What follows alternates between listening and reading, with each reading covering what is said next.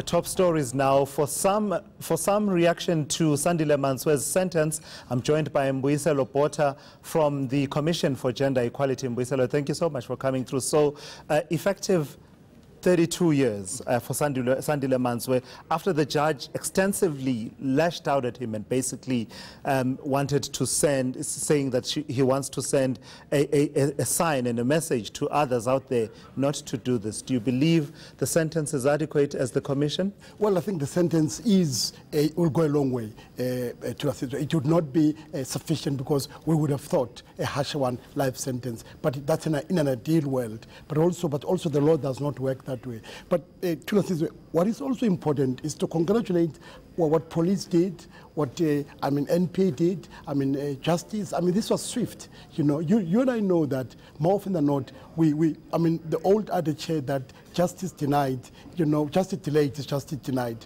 We are of the view that how it was handled, it was very swift, and I was listening to the family, Kamukwena. They were also saying that, look, 32 years, it's quite a long time, and we hope that the message would be, and this is not just a simple cliche or a new soundbite, but we are of the view that, look, these sentences, they're saying that impunity would not be allowed in our country. But Mbuyiselo, part of the difficulty, my colleague Michael Marilia has been tracking the numbers, and basically they show that, for instance, in other categories of violence against women, such as rape, the problem is much deeper there, in the sense that, there's one underreporting, but also even those that get reported, the disconnect between the number of cases reported and the number of cases that end in prosecution and conviction is vast. Yeah. How do we get to address that? What do we need to do? Well, we need to restore confidence in our institutions. Look, what you are saying speaks to how the majority of women would actually throw their hands in the air, been despondent, been discouraged, and be disappointed that, look, how will it help? So you'd find that when you have such, the speedy way in which it was dealt with, it's going to bring back that confidence that, look, you have a system that is responsive. A lot of women's organizations, and ourselves as a commission, we are also of the view that you need to tighten these institutions, and these institutions, to us, must work well. But they must work well for South Africans, especially women, who we know that, the cases that we talk about, to us, are those that are reported. But those that are not reported, it probably could be that women are of the view that, will it help? And then some would say, but look, it will not help. So given what we are saying, the specialized units in the police and in the National Prosecuting Authority, are they adequate at the moment? Well, that needs to be beefed up. I don't think that in all the police stations you do have such units. If they are there, they also need to be beefed up, because to us, what is also of concern to us, it's not only the law, but it is the spirit. We know how women have been treated fairly with lack of respect and dignity in some instances. So these specialized units, they're very important, and we must also applaud that they're back. But what we need to do is, do they understand the Sexual Offences Act? Do they understand, the Domestic Violence Act? There are instances. Remember what happened to Karabo. The Karabo was turned back.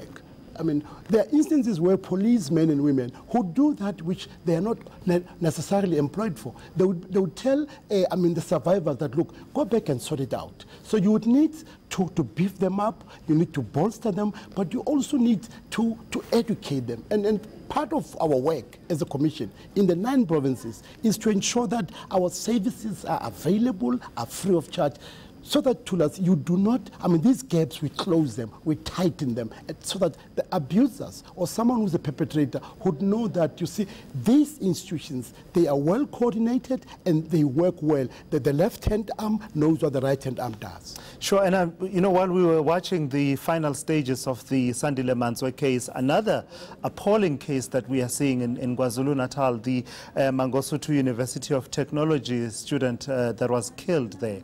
What kind of, what are your expectations, firstly, in as far as the investigation is concerned there, and what should police be prioritizing here? Well, we think that, look, again, we must congratulate police that he's been arrested, he's in jail as we speak.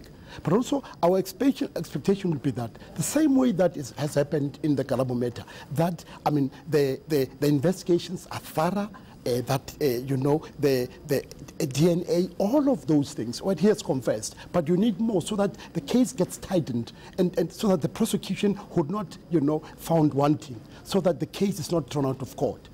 But also, Tulas, we must talk about the deeper problem, that it's all very well to arrest, to prosecute, to sentence, but it's a deeper disease, because in this country, what we seem to do, unfortunately, we always close the stable when the horse is bolted.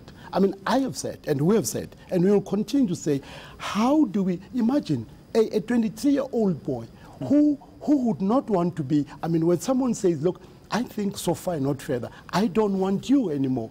Someone who would not deal with disappointment. So our view is that there's a deeper problem in this country of how do we deal with anger. So the focus must continue, Tulas, be on how do we work with men and boys to ensure that I'm able to walk away and to say, look, here, it does not work, you know, I will cut my losses and go.